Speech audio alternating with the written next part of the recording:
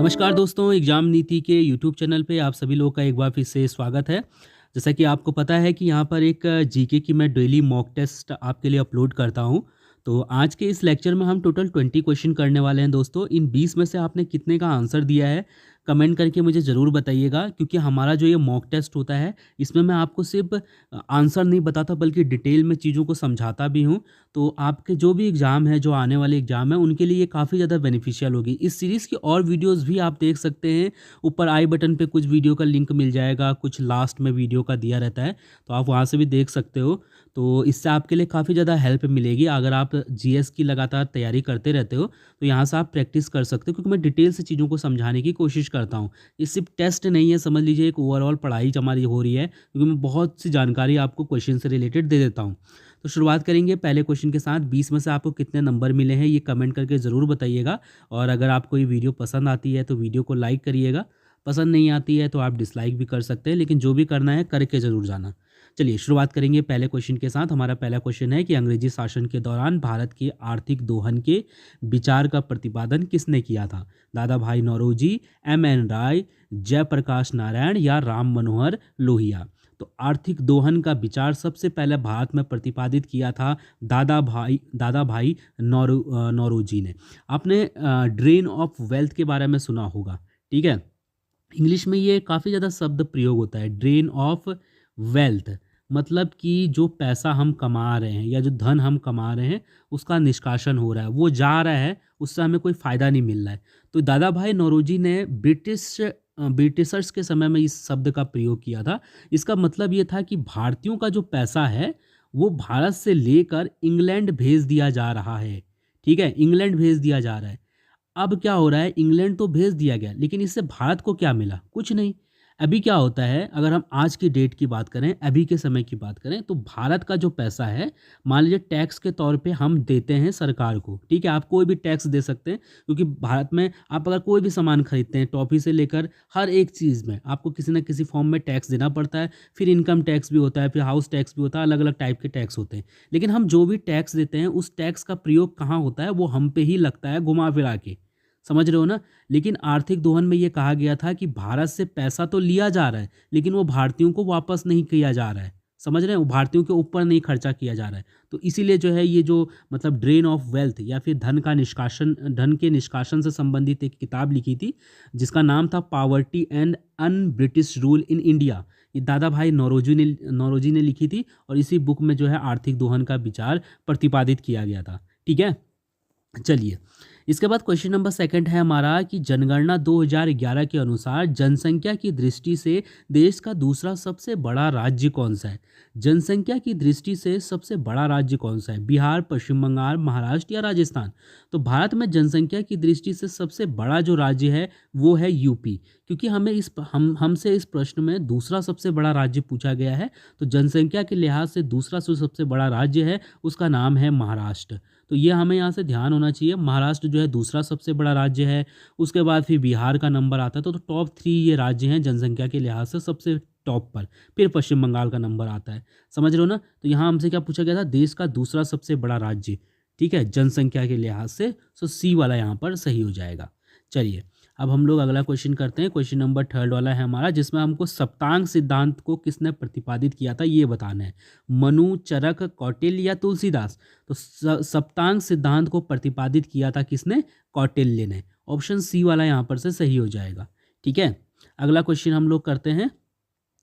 चौथा क्वेश्चन है हमारा कि लवणता की सर्वाधिक मात्रा पाई जाती है। सबसे ज़्यादा लवणीय जल इनमें से कौन सी जगह पर है? बाल्टिक सागर, श्याम सागर, मृत सागर या लाल सागर? तो लवणता की जो सबसे ज़्यादा मात्रा है वो मृत सागर में है, यानी कि ऑप्शन सी वाला यहाँ पर से बिल्कुल सही है। जो जितने भी दुनिया में जो सामान्यतः जो भी सागर होते हैं, जो ओशियंस होते हैं, वो नमकीन होते हैं, आप सभी को पता है, ठीक है, नमकीन होते हैं वो, उनका पानी खारा होता है। लेकिन मृत सागर का पानी बहुत ज़्यादा खारा है। कितना खारा है? तो लगभग 9.5 गुना अधिक खारा है। जो सामान्य मतलब जो समुद्र होता है उससे 9.5 गुना। आप समझ रहे हो, बहुत ज़्यादा खारा है। और ये जो मृत सागर है ये पड़ता कहाँ पर है? तो ये पड़ता है मतलब ये बीच में है जॉर्डन, और इसके अलावा इज़राइल की अगर हम बात करते हैं, ठीक है, इज़राइल, इसके अलावा अगर बात करें फ़िलिस्तीन की, तो तो इन तीनों के ये बीच में पड़ता है, ठीक है, मृत सागर। अच्छा, पहले मैं जब छोटा था तो मृत सागर का मतलब ये समझता था कि शायद मतलब ये जो सागर होता है इसमें कोई मरता नहीं है, क्योंकि इसमें लवणता इतनी ज़्यादा है कि अगर आप इसमें मान लो छलांग लगा देते हैं तो आप डूबेंगे नहीं, आप तैरते रहेंगे। तो मैं सोचा था शायद इसलिए जो है इसको मृत सागर बोलते हैं। लेकिन उस वक्त तो अगर मरता नहीं है तो फिर उसके लिए तो अमर सागर होना चाहिए ना नाम। लेकिन मृत सागर इसका नाम इसलिए है क्योंकि इसमें जो है कोई भी जीव रह नहीं पाता है जिंदा, समझ रहे हो ना, जिंदा नहीं रह पाता है। इतना ज़्यादा मतलब ये खारा पानी है कि इसमें एक भी मछली नहीं होती, एक भी प्रजाति की, समझ रहे हो। तो मृत सागर में जो है ये सही आंसर हो जाएगा। अच्छा क्वेश्चन है, कई बार हमसे पूछा जाता है कि मृत सागर कहाँ पर पड़ती है, तो ये भी आपको पता होना चाहिए, जॉर्डन, इजराइल और फिलिस्तीन के बीच में है। क्वेश्चन नंबर 5वां है कि निम्नलिखित में से किस आंदोलन के लिए प्रथम बार वंदे मातरम के नारे के रूप में अपनाया गया था। वंदे मातरम का जो नारा था वो कब अपनाया गया था, कौन से आंदोलन में पहली बार इसको अपनाया गया था। 1857 का विद्रोह, 1905 में बंगाल का विभाजन, 1922 में असहयोग आंदोलन या 1942 में भारत छोड़ो आंदोलन। तो 1905 में जो बंगाल विभाजन हुआ था उस वक्त जो है ये वंदे मातरम का नारा अपनाया गया था।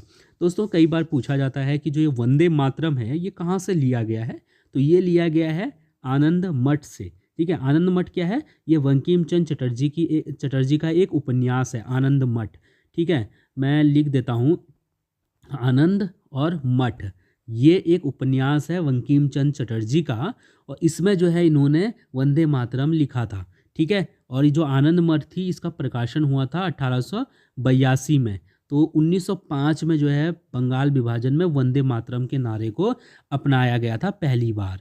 चलिए, इसके बाद 1882 में जो है आनंद मठ प्रकाशित हुआ था, ओके। इसके बाद अगला क्वेश्चन है, क्वेश्चन नंबर 6 कि लाल रक्त कणिकाओं का लाल रंग होता है, जो आरबीसी होती है हमारी बॉडीज़ में, उनके लाल रक्त होने का मतलब लाल कलर होने का क्या कारण है, ओके। सो ऑप्शन नहीं पढ़ रहा हूँ मैं, डायरेक्टली आंसर बता दे रहा हूँ क्योंकि इसका आंसर ज़्यादातर लोग को पता होगा। हीमोग्लोबिन के कारण जो है हमारा जो रक्त है वो लाल होता है। सो ऑप्शन डी वाला यहाँ पर सही है। अगला क्वेश्चन हम लोग करेंगे, क्वेश्चन नंबर 7 वाला है कि पशुपालन के साथ खेती को क्या कहा जाता है। अच्छा, ये बताना मुझे कमेंट करके कि थोड़ा सा बोरियत वाला तो नहीं होता है कि मैं ऑप्शन के बाद थोड़ा सा डिटेल बताता हूँ। तो अगर आप कहेंगे तो मैं सिर्फ जो क्विज़ वाले होती है ना नॉर्मल, वो वीडियो मैं अलग से अपलोड कर दूंगा कि जिसमें मैं क्वेश्चन पढ़ूंगा और डायरेक्टली आंसर बता दूंगा। तो वैसा भी हम लोग कर सकते हैं अगर आपको बोरियत लगता होगा तो, क्योंकि मेन उद्देश्य तो ये है कि अगर आप लोग देखेंगे नहीं तो बनाने का कोई मतलब बनता नहीं है, समझ रहे हो ना। तो आप लोग कमेंट जरूर करा करिए प्लीज़, जो भी आप कमेंट कर सकते हैं वो किया करिए।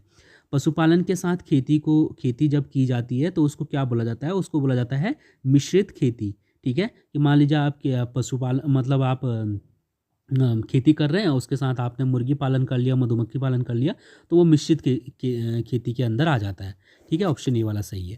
क्वेश्चन नंबर 8वां है हमारा कि हमारे शरीर का अधिकतम भार बना होता है, हमारी जो बॉडी होती है उसमें अधिकतम भार किसका होता है, अस्थियों का, शारीरिक अंगों का, त्वचा मांसपेशी और अंगों का, या फिर जल का। तो हमारी बॉडी में 60 से 70% जो है वो जल होता है, यह आप सभी को पता होगा। तो इसलिए जल का जो है अधिकतम भार होता है हमारी बॉडी में, ठीक है। चलिए, इसके बाद अगला क्वेश्चन नंबर 9 है हमारा कि किसने प्रधानमंत्री को समकक्षों में प्रथम कहा था। प्रधानमंत्री को समकक्षों में प्रथम किसने कहा था, मोर्ले, हरकोट, लास्की या लोवेल।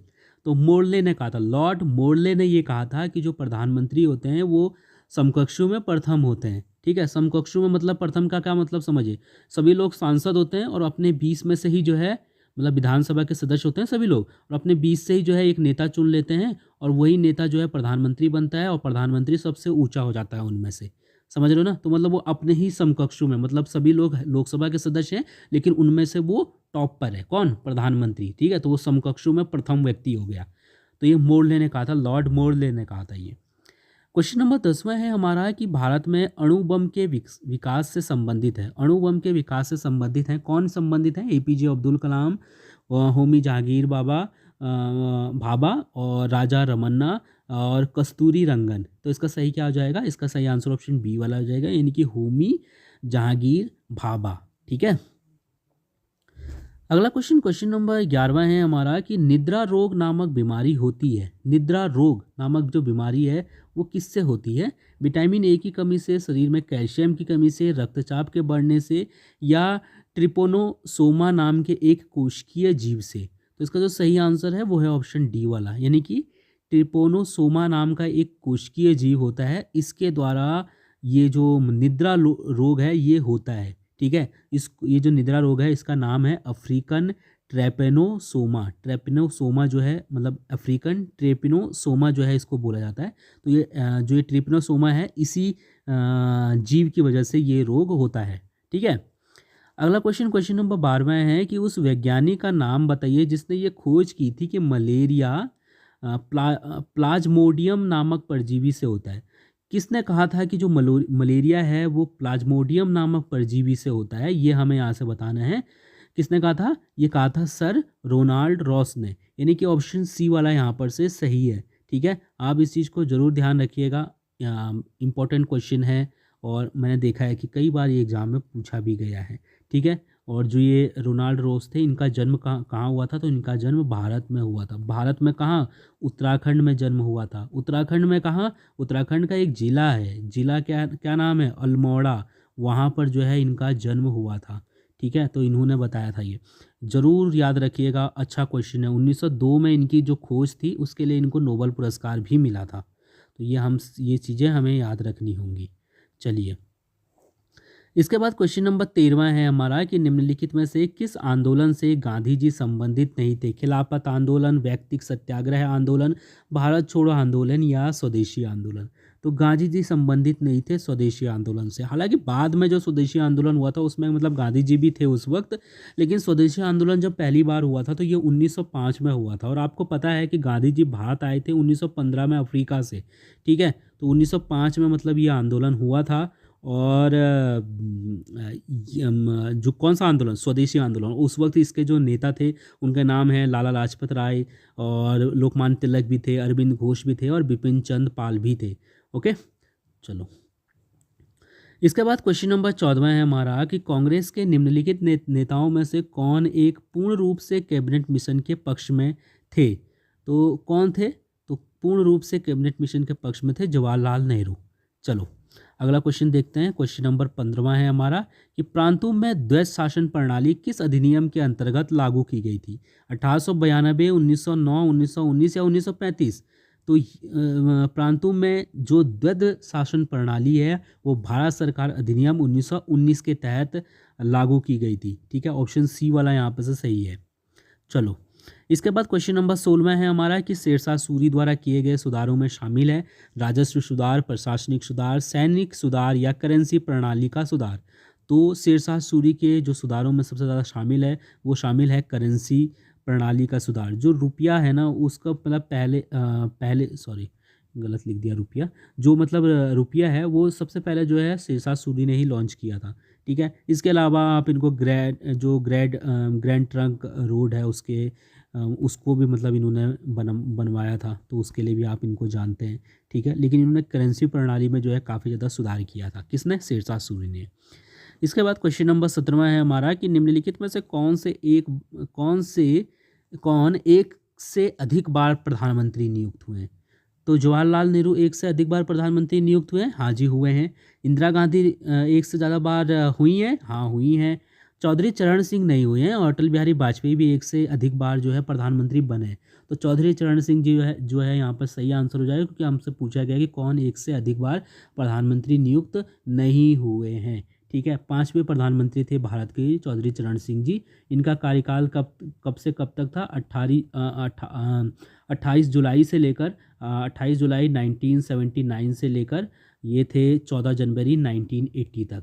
ठीक है, इसके बाद क्वेश्चन नंबर 18वां है हमारा कि भारत में लोकसभा का अध्यक्ष होता है, मनोनीत किया जाता है, चयनित किया जाता है, निर्वाचित किया जाता है या नियुक्त किया जाता है? तो भारत में जो लोकसभा है उसके अध्यक्ष का निर्वाचन होता है, और इसका निर्वाचन कौन करते हैं? लोकसभा के ही सदस्य करते हैं अपने ही 20 से। ठीक है, सो ऑप्शन सी वाला यहाँ पर सही हो जाएगा। अगला क्वेश्चन करेंगे हम लोग। क्वेश्चन नंबर 19वां है कि भारतीय संसद का संयुक्त अधिवेशन निम्न में से कौन बुला सकता है? ये क्वेश्चन अक्सर एग्जाम में देखने को मिलता है। तो भारतीय संसद का संयुक्त अधिवेशन जो है उसको बुलाने की शक्ति राष्ट्रपति महोदय के पास होती है। ऑप्शन ए वाला यहाँ पर से सही है। ये शक्ति इनको किस अनुच्छेद के द्वारा दी गई है? तो ये 108 अनुच्छेद जो है, ठीक है, अनुच्छेद 108 के तहत इनको ये शक्ति मिली है कि ये संसद के दोनों सदनों की सदनों का संयुक्त अधिवेशन बुला सकते हैं। कौन कौन से सदन होते हैं? दोनों, लोकसभा और राज्यसभा। ओके। क्वेश्चन नंबर 20वां है हमारा कि संविधान का कौन सा अंश भारत के नागरिकों को आर्थिक न्याय प्रदान करने का संकेत करता है? सो भारत के संविधान में जो राज्य के नीति निदेशक तत्व हैं वो नागरिकों के को आर्थिक न्याय प्रदान करने का संकेत करते हैं। कई बार हमसे ये पूछा जाता है कि किस अनुच्छेद के अंतर्गत राज्य के नीति निदेशक का मतलब जो तत्व हैं वो शामिल हैं। ठीक है, तो आपको एक चीज़ ये ज़रूर याद रखनी है कि राज्य के जो नीति निदेशक तत्व हैं अनुच्छेद 36 से लेकर 51 तक, उसके अंतर्गत ये कहा गया है कि लोक कल्याणकारी राज्य की स्थापना की जाएगी। ठीक है, मतलब जो लोक कल्याणकारी जो राज्य है उसकी स्थापना करने के निर्देश कहाँ से कहाँ तक है? 36 से लेकर 51 तक। ठीक है, तो इस चीज़ को हम यहाँ से ध्यान रखेंगे। तो दोस्तों ये हमारे टोटल 20 क्वेश्चन थे। आप लोग कमेंट करके मुझे बताइएगा कि इन 20 में से आपने कितने का आंसर बिल्कुल सही सही दिया है। और